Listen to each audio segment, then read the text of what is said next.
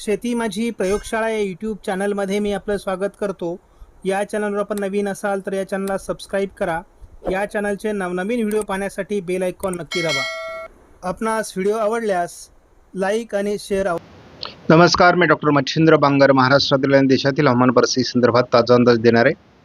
आपण बघतो की उत्तर भारतामध्ये एक WD सक्रिय झालेला आहे, ज्याचा मैदानी भागापर्यंत प्रभाव पडतोय. पूर्व भारताकडेही WDचा प्रभाव आहे. दक्षिण बंगालच्या उपसागरामध्ये मोठ्या प्रमाणात बाष्प आहे, परंतु त्याचा तसा भारतीय हवामानावर आता सध्या तरी काही परिणाम झालेला नाही. आपण जर मेघगर्जनेसह पावसाचं वातावरण बघितलं तर पूर्व भारत, मध्य भारत, उत्तर भारतातील काही राज्यांमध्ये वातावरण बदललेलं आहे. मात्र महाराष्ट्रातील पावसाचं वातावरण कमी झालं आहे. भारतीय हवामान खात्याच्या वॉर्निंगनुसार आपण जर बघितलं तर उत्तर भारतामध्ये हिमालयाला पॅरलल अशा राज्यांमध्ये ऑरेंज अलर्ट आहे. जोरदार पावसाचं वातावरण आहे, गारपिटीचं वातावरण आहे. अगदी मध्य प्रदेशपर्यंतही गारपिटीचं वातावरण आहे. त्यामुळे महाराष्ट्राचा जो उत्तरेकडील भाग आहे, म्हणजे मध्य प्रदेशला लागून किंवा छत्तीसगडला लागून असलेला वातावरणामध्ये थोडा हलका प्रभाव काही तालुक्यांमध्ये असू शकतो. वातावरण पूर्वेला सरकलं आहे. GFS मॉडेलनुसार आपण बघतो की उत्तर भारतामध्ये WD सक्रिय आहे आज आणि अनेक राज्यांमध्ये पावसाचा अंदाज देण्यात आलेला आहे. आणि हा पाऊस आता पूर्व भारताकडे सरकण्याची शक्यता आहे. महाराष्ट्रातला पावसाचा प्रभाव कमी झालेला आहे. दिवसेंदिवस हे वातावरण पूर्वेकडे सरकेल. थोडं उत्तर भारत आणि पूर्व भारत, दक्षिण भारतातील काही राज्यांमध्ये देखील हलकं वातावरण राहणार आहे. 10 तारखेला हे वातावरण बऱ्यापैकी कमजोर होत आहे, पण 11-12 असं जर वातावरण बघितलं तर हे महाराष्ट्रातील आणि भारतातील अनेक राज्यांमधील पावसाचा प्रभाव कमी होणार आहे. आणि एक गोष्ट लक्षात ठेवा, जेव्हा पाऊस उघडतो म्हटल्यानंतर उष्णतामान वाढणं अपेक्षित आहे. आपण बघितलं की अगदी आजच रायलसीमा, तेलंगणा या ठिकाणी उष्णतामान वाढू लागलंय. हळूहळू महाराष्ट्रावरही उद्यापासून परिणाम करू शकतं. 10 तारखेला विदर्भामध्ये बऱ्यापैकी तापमान वाढू शकतं आणि खरी उष्णतामान जे महाराष्ट्रामध्ये वाढणार आहे ते 11 तारखेपासून वाढणार आहे. मराठवाडा, विदर्भ या ठिकाणी किंवा अगदी राजस्थान, गुजरातपर्यंत त्याचा प्रभाव वाढण्याची शक्यता आहे.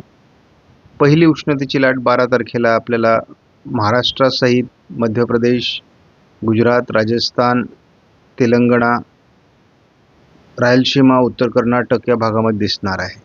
आपण पुढील 5 दिवसाचा जर एकत्रित अंदाज GFS मॉडेलचा बघितला तर आपल्याला थोडं कोकणामध्ये, उत्तरेला, नंदुरबार, धुळ्यामध्ये थोडं पावसाळी वातावरण तयार होईल किंवा ढगाळ वातावरण तयार होईल असं दिसते. केवळ नंदुरबारमध्ये थोडी पावसाची शक्यता आहे, बाकी पावसाची शक्यता नाही. पुढील 5 दिवस आपण जर आयकॉन मॉडेलनुसार अंदाज बघितला तर थोडं नंदुरबार, नाशिक, पालघर या भागात थोडं पावसाळी वातावरण म्हणजे हलका शिडकाव होण्याची शक्यता आहे. आपण AIFS मॉडेल किंवा ECMWF मॉडेलनुसार, ECMWFच्या कुठल्याही मॉडेलनुसार बघितलं तर आपल्याला थोडं पालघर आणि नंदुरबार, नाशिक पश्चिममध्ये वातावरणाची शक्यता या 5 दिवसात दाखवलेली आहे. सध्या आपण बघतो पश्चिमी वाऱ्यांचा प्रभाव आहे. उत्तर भारतात WD सक्रिय होत आहेत. बंगालच्या उपसागरामध्ये अँटी सर्क्युलेशन म्हणजेच हवेचा उच्च दाब आहे. त्यामुळे विशेष अशा प्रकारचं वातावरण नाही आहे. आज नंदुरबारच्या पश्चिमी भागामध्ये, नाशिकच्या थोडा पश्चिमी भागामध्ये थोडं पावसाळी वातावरण असण्याची शक्यता आहे. साधारणपणे आपण ECMWF मॉडेलनुसार हा अंदाज बघतो आणि आज साधारण 9-10 वाजेपर्यंत हे वातावरण आहे. नाशिकच्या उत्तर भागातही त्याचा थोडा प्रभाव आज राहण्याची सकाळी शक्यता आहे. बाकी विशेष प्रभाव महाराष्ट्रामध्ये इतर ठिकाणी राहणार नाही. आपण बघतो की एक हलक्या सिडकव्याची शक्यता नाशिकसह पालघर आणि मुंबईच्या, ठाण्याच्या काही भागामध्ये आहे. हे उद्या सकाळचं वातावरण आहे. त्यानंतर मात्र एवढा प्रभाव राहणार नाही. आणि आपण पुढील 5 दिवस जरी धावता अंदाज बघितला तर विशेष काही वातावरण नाही आहे. जवळपास 12 तारखेपर्यंत विशेष ढगाळ वातावरण देखील नाही आहे. कोकणामध्ये केवळ ढगाळ परिस्थिती आज JFS मॉडेलने दाखवलेली आहे. बाकी कुठलाही प्रभाव विशेष दाखवलेला नाही. त्यामुळे या 5 दिवसामध्ये JFS मॉडेलने कुठल्याही पावसाचं वातावरण दिलेलं नाही आहे. सध्या आयकॉन मॉडेलच्या अंदाजावर आपण अधिक विश्वास ठेवतो. नंदुरबार जिल्ह्यामध्ये आज सकाळीच पावसाळी वातावरणाचा अंदाज दिलेला आहे.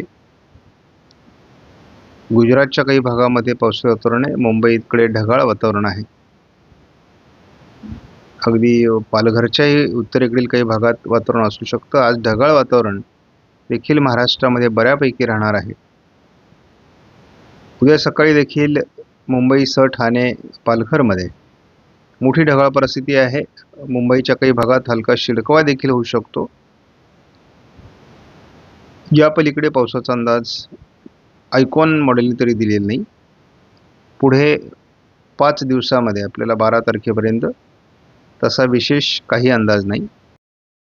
आपण सध्या पावसाळी वातावरण नाही आहे, त्यामुळे 5 दिवसाचा अंदाज देतोय. लांब पल्ल्याचे 15 दिवसाचे अंदाज देखील आपण पेड ग्रुपवर देतो आहोत. जर कोणाला पेड ग्रुप जॉईन करायचा असेल तर 500 रुपये फी आहे. ही वन टाईम भरायची आहे लाईव्हमध्ये. आणि आपण शेती माझी प्रयोगशाळा या चॅनलचे लाईव्ह मेंबर होणार आहात. त्यामुळे आपल्याला 15 दिवसाचा अंदाज विना खंड किंवा कुठल्याही प्रकारचा अडचण न येता दररोज सकाळी आपल्या व्हॉट्सअप ग्रुपवर येणार आहे. त्यामुळे ज्यांना 15 दिवसाचा अंदाज पाहिजे त्यांनी पेड ग्रुप जॉईन करा. आपणास व्हिडिओमधील माहिती महत्त्वपूर्ण वाटल्यास लाईक करा, शेअर करा, चॅनलला सबस्क्राईब करा. धन्यवाद. जय हिंद, जय महाराष्ट्र, जय बळीराजा.